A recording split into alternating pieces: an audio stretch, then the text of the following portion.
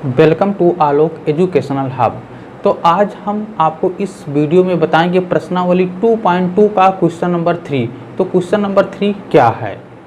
Question number 3, सत्यापित कीजिए कि दिखाए गए मान निम्नलिखित स्थितियों में संगत बहुपद के शून्यक हैं या नहीं हैं। यानी ये जो दिया गया मान है ये दिखाना है कि यानी इस संगत बहुपद के शून्यक हैं या नहीं हैं, ये चीज़ हमें दिखाना है।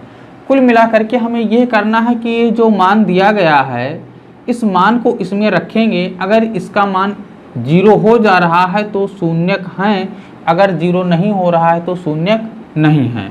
तो फर्स्ट है दिया है px = 3x + 1। तो यहाँ पे जो x की वैल्यू दी गई है वो -1/3 दी गई है, 1/3 दी गई है। तो हम इसमें क्या करेंगे, जहाँ जहाँ x है वहाँ पे हम मान रखेंगे -1/3।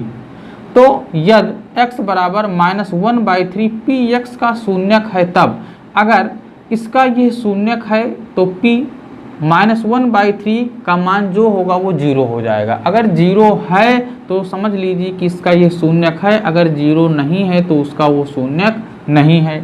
तो इसलिए p -1/3 यानी जहाँ पे x है हम वहाँ पे -1/3 रखेंगे।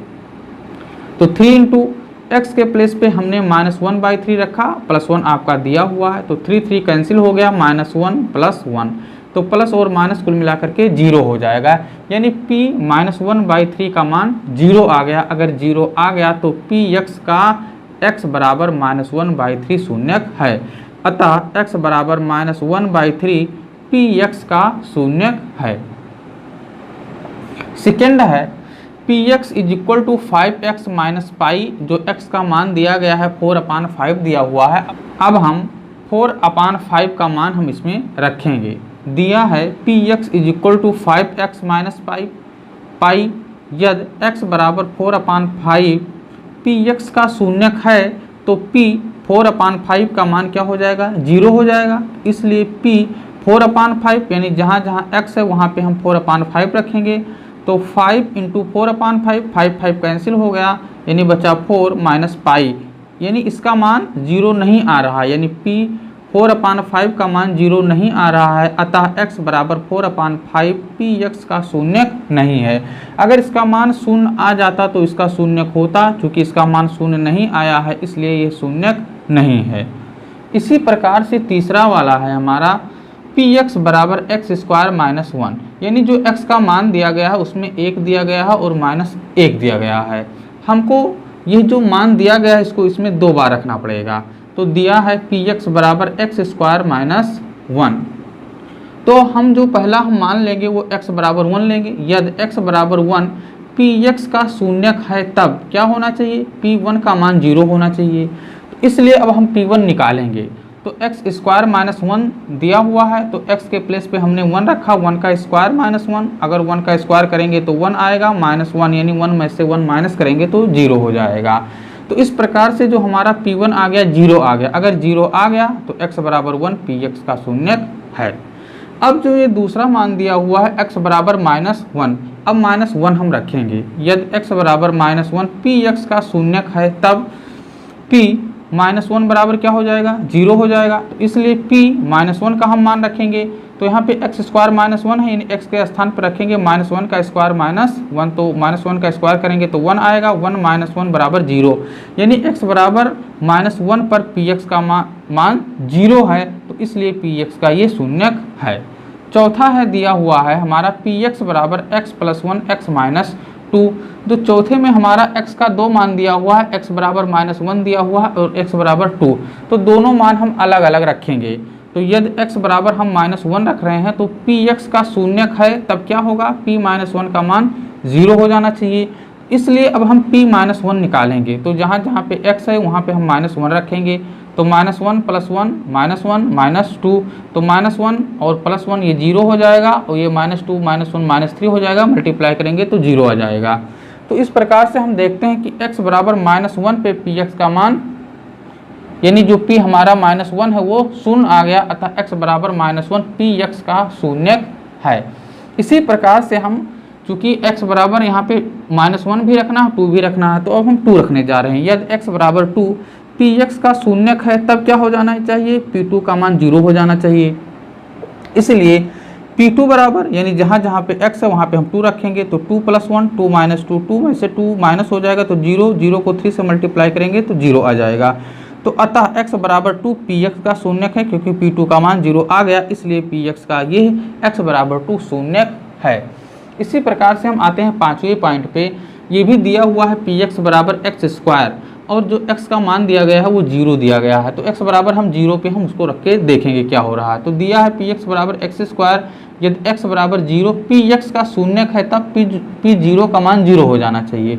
अब हम 0 रखेंगे, इसलिए p0 बराबर x² है तो 0 का स्क्वायर करेंगे, 0 का स्क्वायर करेंगे तो ये आ गया 0। अतः x बराबर 0 पर px का शून्यक है, क्योंकि p0 का मान 0 आ गया, इसलिए px का x बराबर 0 शून्यक है। इसी प्रकार से 6वें पॉइंट पे आते हैं। px बराबर lx + m, तो x का मान दिया गया है -m/l, दिया है px बराबर lx + m।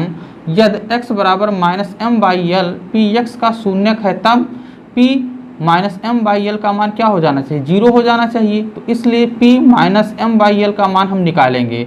तो इसमें l दिया हुआ है, m x के प्लेस पे हम रखेंगे -m/l, l कैंसिल हो गया तो -m + 1, यानी ये एक प्लस है एक माइनस है तो 0 हो जाएगा। अतः x बराबर -m/l px का शून्यक है, क्योंकि p -m/l 0 आ गया, इसलिए px का ये शून्यक है। इसी प्रकार से हम 7वें पॉइंट पे आते हैं। px बराबर दिया हुआ 3x² - 1, यहाँ पे दो मान x का दिया गया है, -1/√3 और 2/√3। तो पहले हम मान रखेंगे x बराबर -1/3। चलिए सॉल्व करते हैं इसको। दिया है px बराबर 3x² - 1। एक बार हम मान रखेंगे, यदि x बराबर -1/3 px का शून्यक है तब p -1/3 का मान क्या हो जाना चाहिए, 0 हो जाना चाहिए। इसलिए p -1/3 इसको हम सॉल्व करेंगे, देखेंगे कि 0 आ रहा है कि नहीं आ रहा है। तो चूंकि 3x² लिखा है तो 3 हो गया, x के प्लेस पे हम -1/3 का स्क्वायर रखेंगे, -1 का स्क्वायर करेंगे तो +1 हो जाएगा, √3 का स्क्वायर करेंगे तो 3 कैंसिल हो गया, यानी 1 - 1 यानी कुल मिलाकर के 0 आ गया। तो इस प्रकार से हम देख रहे हैं, अगर p -1/√3 का मान 0 आ जा रहा है तो अतः x बराबर -1/√3 px का शून्यक है। चूंकि x का दो मान दिया हुआ है, -1/√3, 2/√3, तो इस बार हम 2/√3 रखेंगे। यदि x बराबर 2/√3 px का शून्यक है तब क्या होगा, p 2/√3 का मान क्या हो जाना चाहिए, 0 हो जाना चाहिए। इसलिए p 2/√3, इसमें हम सॉल्व करेंगे इसको तो 3 हो गया, x के प्लेस पे हम 2/√3 का स्क्वायर करेंगे, -1, 2 का स्क्वायर करेंगे 4, √3 का स्क्वायर करेंगे तो 3 आ गया, 3 कैंसिल हो गया, ये 4 -1 हो गया, 4 में से 1 घटाएंगे 3, यानी इसका मान 0 नहीं हो पा रहा है, यानी p 2/√3 का मान 0 नहीं हो पा रहा है। अतः x बराबर 2/√3 px का शून्यक नहीं है। अगर 0 आ जाता तो px का शून्यक होता, अगर 0 नहीं आ रहा है तो px का शून्यक नहीं है। अब हम आते हैं 8वें पॉइंट पे। px बराबर 2x + 1, यहाँ पे x का जो मान दिया गया है 1/2 दिया गया है। अब देखिए कि 0 हो रहा है या नहीं हो रहा। अगर 0 हो जा रहा है तो शून्यक है, 0 नहीं हो रहा तो शून्यक नहीं है। दिया है px बराबर 2x + 1, यदि x बराबर 1/2 px का शून्यक है तब p 1/2 का मान क्या हो जाना चाहिए, 0 हो जाना चाहिए। इसलिए p 1/2, अब देखिए 2 लिखा हुआ, 2 लिख दिया, x के प्लेस पे हम 1/2 करेंगे तो 1/2 + 1 दिया गया है, 2 कैंसिल हो गया, 1 + 1 तो 1 2 हो जाएगा, यानी इसका भी मान 0 नहीं आ रहा है। p 1/2 का मान 0 नहीं आ रहा, 2 आ रहा है। अतः x बराबर 1/2 px का शून्यक नहीं है। तो कुल मिलाकर के ये हो गया, अगर इसका मान 0 आ जा रहा है, p 1/2 का मान 0 आ जा रहा है तो शून्यक है, अगर इसका मान 0 नहीं आ पा रहा है तो उसका शून्यक नहीं है।